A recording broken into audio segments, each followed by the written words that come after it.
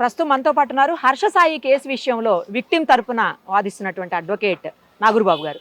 ఒక్కసారి ఏ సెక్షన్స్ కింద కేసు పెట్టారు, అసలు ఎందుకు ఇప్పుడు కేసు పెట్టాల్సి వచ్చింది, ఇవన్నీ కూడా ఆయన మాటల్లోనే తెలుసుకుందాం. నమస్తే అండి. నమస్తే. నాగూర్బాబు గారు, ఎందుకు అంటే ఇది 4-5 నెలలుగా జరుగుతుంది అని చెప్పేసి వాళ్ళ సైడ్ అడ్వకేట్ మాట్లాడుతూ ఉన్నారు. 4-5 నెలలుగా వేధిస్తూనే ఉన్నారు హర్ష సాయిని అనేసి. సో 4-5 నెలలుగా లేనిది సడన్ గా ఇప్పుడు ఎందుకు కేసు పెట్టారు, ఏ సెక్షన్స్ కింద కేసు పెట్టారు? 4-5 నెలలుగా ఏం వేధిస్తున్నారండి హర్ష సాయిని? డబ్బుల విషయంలో. మీరు ఒక విషయం అర్థం చేసుకోండి. ఈ కేసు పెట్టిన విక్టిమ్ ఎవరైతే ఉన్నారో ఒక సాధారణ మహిళ కాదు. She is also celebrity.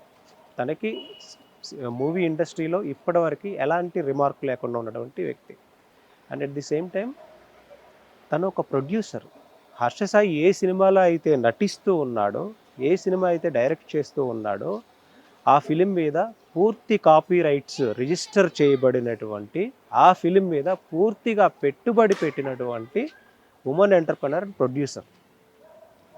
Harsha Sai movie teaser ఎంత గ్రాండ్గా రిలీజ్ అయిందో మీరు చూశారు. పాన్ ఇండియా లెవెల్లో దానికి ఒక ఆదరణ అనేది వచ్చింది. ఇంత వచ్చినప్పుడు నిజంగా ఆ హర్ష సాయిని డబ్బు కోసం బ్లాక్మెయిల్ చేయాలనేటువంటి నెసెసిటీ ఉందని మీరు అనుకుంటున్నారా? ఈ విషయంలో మనం ఒక్కటే అబ్జర్వ్ చేయండి. కంప్లైంట్ గురించి మాట్లాడుకుంటే విక్టిమ్ అసలు హర్ష సాయికి ఎలా పరిచయం? హర్ష సాయి కోసం ఒక సాంగ్ చేద్దామన్నటువంటి ఉద్దేశంతో 2020 జూలై 2022లో వాళ్ళు అప్రోచ్ అయ్యారు. అప్రోచ్ అయితే హర్ష సాయి ఎవరిని అప్రోచ్ అయ్యారు? వీళ్ళే అప్రోచ్ అయ్యారు. మీ క్లయింట్ హర్ష సాయిని అప్రోచ్ అయ్యారు. డైరెక్ట్ గా వెళ్ళి కలిసే పరిస్థితులు Harsha Sai already celebrity other లేవు కాబట్టి, అండ్ నేను నేమ్ తీసుకోను, యాంకర్ త్రూ ద్వారానే వెళ్ళారు. కావాలంటే మీరు వెరిఫై చేసుకోండి. ఆ యాంకర్ త్రూ ద్వారా వెళ్ళారు, సాంగ్ ప్రపోజల్ పెట్టారు. తర్వాత మళ్ళీ హర్ష సాయి సో హోటల్కి రమ్మని చెప్పాడు. ఆ హోటల్లో సాంగ్ కాదు, మీరు ఇన్వెస్ట్ చేస్తున్నారు, నేను మీ గురించి ఎంక్వైరీ చేసుకున్నారు, మీ దగ్గర మనీ ఉంది, నా దగ్గర ఒక స్టోరీ లైన్ ఉంది, దీన్ని మనం డెవలప్ చేసుకొని ఒక మూవీ లాగా తీస్తే నాకున్న మార్కెట్కి చాలా మంచి రేంజ్ వెళ్తుంది, మీకు ప్రాఫిట్స్ వస్తాయి అని చెప్పారు. చెప్పిన సందర్భంలో మరి ఇక్కడ నేను స్టే చేయాలి కదా, నాకు అకామిడేషన్ ప్రొవైడ్ చేయండి అన్నారు. నాకు అకామిడేషన్ ప్రొవైడ్ చేయమంటే వీళ్ళు యాజ్ ఎ శ్రీ పిక్చర్స్ ప్రొడ్యూసర్గా ఒక విల్లాని తనకి అసైన్ చేశారు. ఇక్కడ ఒక చిన్న పాయింట్ ఏంటంటే, హర్ష సాయికి వీళ్ళు అకామిడేషన్ ఇచ్చేంత తక్కువ స్థాయిలో హర్ష సాయి ఉన్నాడా అనేది ఇక్కడ ఒక పాయింట్ రైజ్ అవుతా ఉంది. ఎందుకు అదే విల్లాలో మీరు ఒకటి విషయం ఆలోచించండి. ఐటీసీ కోహినూర్స్లో ఉండేటువంటి హర్ష సాయి ఆ విల్లాలో 1 year ఎందుకున్నాడు? మూవీ ప్రపోజల్ ప్రకారం అగ్రిమెంట్ చేసుకోవడం. మీరు జియో కోఆర్డినేషన్స్ మొబైల్ హర్ష సాయి తీసేస్తే అక్కడ వచ్చేస్తాయి కదా. అండ్ సీసీటీవీ కెమెరా 1 year ఉంది కదా. మరి అందులో ఉంటేనే కదా అతను ఉండేది. ఇప్పుడు హర్ష సాయి బయటికి సూట్ అన్ని వేసేసుకొని కనిపిస్తాడు. మీకు ఏ వీడియో అయితే వచ్చిందో ఆ పర్టికులర్ వీడియోలో వాళ్ళు నార్మల్ డ్రెస్లో, అంటే ఇంట్లో ఎలా ఉంటామో ఒక షార్ట్స్ వేసుకునే ఉన్నారు కదా, ఇంట్లో ఉన్నట్టే ఉన్నారు కదా. సో అది హోటల్ కాదు, విల్లా. వచ్చి మీరు వెరిఫై చేసుకోవచ్చు. అంటే villa address has been given and మీరు జస్ట్ గో త్రూ అక్కడికి వెళ్ళండి. అక్కడ హర్ష సాయి అనే వ్యక్తి ఉన్నాడా లేదా అనేది క్లియర్ గా మనకి రిపోర్ట్ లో వచ్చేస్తుంది. సో అది హర్ష సాయి ఉన్న ప్లేస్ కి ఆ వీడియోలో ఈవిడ వెళ్ళి కలిసినట్టుందా, లేకపోతే ఈవిడే ఆ వీడియో? అసలు ఆ విల్లా ఎవరిది, ఏ పర్పస్ కోసం అగ్రిమెంట్ చేసుకున్నారు? శ్రీ పిక్చర్స్ కి విల్లా ఓనర్ కి అగ్రిమెంట్ జరిగింది. ఈ హర్ష సాయి కోసం అకామిడేట్ చేసిబడినటువంటి విల్లా. అతను నేను 1 year ఉండాలి, మీ మీద ఎక్కువ బడ్జెట్ అవుతుంది, నేను కోహినూర్స్లో అలా ఉంటాను 90 days అలా, సో మీకు బడ్జెట్ తగ్గట్టుగానే నేను ఉంటాను అన్న ఉద్దేశంలో అతను అడిగితే విల్లా అసైన్ చేశారు.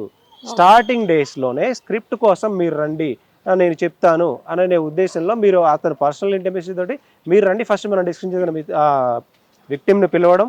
ఆ విక్టిమ్ని పిలిచిన సందర్భంలో పర్టికులర్గా ఇంటాక్సికేటెడ్ అంటే ఆల్కహాల్ ఇలాంటి కన్జంప్షన్కి వాళ్ళు ఆ డిస్కషన్స్లో వెళ్ళడం, తనకి సంబంధించిన ప్రైవేట్ వీడియోస్ని తను అన్కాన్షియస్ స్టేజ్లో షూట్ చేసిన తర్వాత మీరు సీసీటీవీ ఫుటేజ్లో ఏదైతే చూపిస్తున్నాడో క్లియర్గా అతను నెక్స్ట్ డే తను రికార్డ్ చేసిన అక్కడ మీకు ఆ కాన్వర్జేషన్ ఇంకా ఉంది. మీకు జస్ట్ చిన్న క్లిప్ మాత్రమే వచ్చింది, ఇంకా బయటికి రావాల్సింది ఉంది. తన మీద లైంగికంగా చేసినటువంటి ఆ బాధను తను వ్యక్తపరుస్తున్న సందర్భంలో ఎప్పుడైతే లీగల్ ప్రొసీజర్స్కి వెళ్దామని ఆ స్టేజ్లోనే, ఎప్పుడు అసలు టీజర్ షూట్ జరగకముందే ఇదంతా, ఆ జరగకముందే లీగల్ ప్రొసీడింగ్స్ వెళ్ళాలని అనుకున్నప్పుడు అప్పుడు వాళ్ళ నాన్నగారిని ఇన్వాల్వ్ చేసి హర్ష సాయికి ఒక మంచి లైఫ్ ఉంది, నీకు ఒక మంచి లైఫ్ ఉంది, ఇద్దరు సెలబ్రిటీసు, మీరు మ్యారేజ్ చేసుకొని ఇప్పుడు ఇలా డీఫేమ్ అయిపోయి కేసులు పెట్టుకొని ఇలా డీఫేమ్ అవడం కన్నా మీరు ఆ సినిమా ఏదో తీసి చేస్తే గొప్ప ఇది స్థాయిలోకి వెళ్తారు అన్న అతను ఒక స్క్రిప్టెడ్గా తనకి చెప్పడం వల్ల ఎప్పుడది ఈ ఇన్సిడెంట్ జరిగిన వెరీ నెక్స్ట్ డే అండి. మరి కేసులు దాకా వెళ్ళడం ఏంటి? అప్పుడే కేసుల దాకా ఎందుకు వెళ్ళాలని అనుకున్నారు అసలు? మరి ఒక విక్టిమ్ తను ఇలా వీడియో చూపిస్తూ బ్లాక్ మెయిల్ చేస్తూ ఉంటే కేసు పెట్టకుండా ఊరుకుంటారా? అప్పుడా ఆ రోజు మరి అప్పుడే డైరెక్ట్ గా వెళ్ళకుండా ఆపారంటున్నారు మీరు. అదే ఇప్పుడు వీళ్ళ నాన్నగారు ఎందుకు ఇన్వాల్వ్ అంటున్నారు కదా, ఆ టైంలో మీరిద్దరు సెలబ్రిటీస్, మూవీ ప్రపోజల్ మీరు ఆల్రెడీ పెట్టుకున్నారు, సరే జరిగింది ఏదో జరిగిపోయింది, మీరు ఇలా దీన్ని కంటిన్యూ చేసుకుంటే మీరు మంచి స్థాయికి వెళ్తారు మూవీ రిలీజ్ చేసుకుంటే అనే నమ్మకాన్ని క్రియేట్ చేశారు. కానీ అసలు హర్ష సాయి వాళ్ళ ఫాదర్ ఎప్పుడు కూడా ఈ అమ్మాయిని చూడడం కానీ మాట్లాడడం కానీ ఫోన్లో లేదా కలవడం కానీ ఫోన్లో కానీ ఎప్పుడు మాట్లాడలేదు, అసలు చూడలేదు, కలవలేదు అని చెప్పి వాళ్ళ అడ్వకేట్ చెప్తున్నారు. ఏమండి ఒక విషయం ఆలోచించండి, మూవీకి సంబంధించిన టీజర్ అంతా రిలీజ్ అయిందా, అసలు అమ్మాయిని కనీసం చూడకుండా ఉంటాడా? ఇది జరగకపోతే కాల్లో కూడా కనీసం మాట్లాడకుండా ఉంటారా? వాళ్ళు చెప్పడానికి 100 చెప్తారు, ఎందుకంటే ఎదుటి వాళ్ళు చెప్పినప్పుడు డిఫెండ్ చేసుకునే వాళ్ళు ఏదో ఒకటి ఎలిగేషన్స్ చేస్తూనే ఉంటారు. అసలు కేసు అంటే ఇప్పటిదాకా ప్రొజెక్ట్ అవుతున్నది వేరు, 2 కోట్ల డిమాండ్ మోసం చేశాడని కంప్లైంట్ ఇచ్చారని చెప్తున్నారు. మీ దగ్గర కంప్లైంట్ కాపీ ఉందా? అసలు ఎఫ్ఐఆర్ కాపీని బయటికి రానికుండా ఆపుతున్నారా అనేది కూడా ఒక పాయింట్ నడుస్తుంది. ఎఫ్ఐఆర్ కాపీని బయటికి రాకుండా ఆపుతున్నది ఎవరు? ఎఫ్ఐఆర్ కాపీ బయట పెడితే నిజ నిజాలు ఏంటో తెలిసిపోతాయి, మీడియా డైవర్షన్స్ అన్ని ఆగిపోతాయి, ఎఫ్ఐఆర్ కాపీ మీద ఫోకస్ పెరిగిద్ది, అమ్మాయికి జరిగిన అన్యాయం బయటపడిద్ది. దాన్ని రానియకుండా మనమే ఒక లీడ్ ఇస్తే వీళ్ళు ఇచ్చేసేసి 2 కోట్ల కోసం మోసం చేశాడు అనేది ఇస్తే సరిపోతుంది. ఇక్కడ అసలు 2 కోట్లు అనే ప్రస్తావనే కంప్లైంట్ కాపీలో లేదు. ఎందుకు ఇలా చేస్తూ ఉన్నారు? ఎఫ్ఐఆర్ అయిందా అండి? అవలేదు. అసలు ఎఫ్ఐఆర్ అయ్యి ఆల్రెడీ మెడికల్ ఎగ్జామినేషన్కి తీసుకొని వెళ్ళి సుమారు 5 గంటలు వాళ్ళు విచారించి మళ్ళీ 5 గంటలు మెడికల్ ఎగ్జామినేషన్ చేసి కేసు సెక్షన్స్ కూడా వాళ్ళు వేసేసేసి మాకు ఎవిడెన్స్ ప్రొవైడ్ చేయమని నోటీసులు ఇచ్చి ఇవన్నీ జరిగినాయి. కానీ ఎఫ్ఐఆర్ కాపీనే ఎందుకు ఇవ్వలేదు? వస్తే మీకు తెలుస్తాయి నిజాలు. మీడియా కూడా దొరకలే ఇప్పటివరకు. అదే నేను చెప్తున్నా. ఎందుకు అంటే మీ సైడ్ నుంచి మీకు ఇస్తారు కదా. మీకు ఒక విషయం తెలుసా, అడ్వకేట్స్ ని పోలీస్ స్టేషన్ లో సిఐ గారు కనీసం లోపలికి రానివ్వకుండా మాట్లాడనివ్వకుండా 3 గంటలు నించోబెట్టాడండి. మేము ఏసీబీలను చూసాం, డైరెక్ట్గా డీజీపీ స్థాయిలో వాళ్ళని వెళ్ళి కలిసాం. 3 గంటలు నించోబెట్టి విక్టిమ్ తోటి ఓకే తన ప్రైవసీ కోసం తను తీసుకున్నాడు, విచారించుకున్న తర్వాత ఫార్మాలిటీ తను ఎఫ్ఐఆర్ రిజిస్టర్ చేశాడు. బట్ కాకపోతే మేము అడిగినా కానీ కనీసం ఎఫ్ఐఆర్ కాపీ మా చేతికి ఇవ్వలేదంటే మీరు నమ్ముతారా? విక్టిమ్ కూడా ఇవ్వాలా అంటే ఏ స్థాయిలో ఈ కేసు ఇన్ఫ్లుయెన్స్ అవ్వబడుతుందో మీరు అర్థం చేసుకోండి. It's a pre planned audio recordings release చేయడం కానీ, ఎఫ్ఐఆర్ కాపీని సప్రెస్ చేయడం కానీ, ఎఫ్ఐఆర్ కాపీలో ఉన్నటువంటి వాస్తవాలు మీడియా దృష్టికి రానివ్వకుండా చేయడం కానీ it's a completely preplanned. FIR కాపీలో ఆ రికార్డింగ్స్ ఉన్నాయి అని, వాటిని ఫ్యాబ్రికేట్ చేశాడని, వీటితో పాటు వీడియో రికార్డింగ్స్ కూడా ఉన్నాయి అని కంప్లైంట్లో మేము మెన్షన్ చేశాము.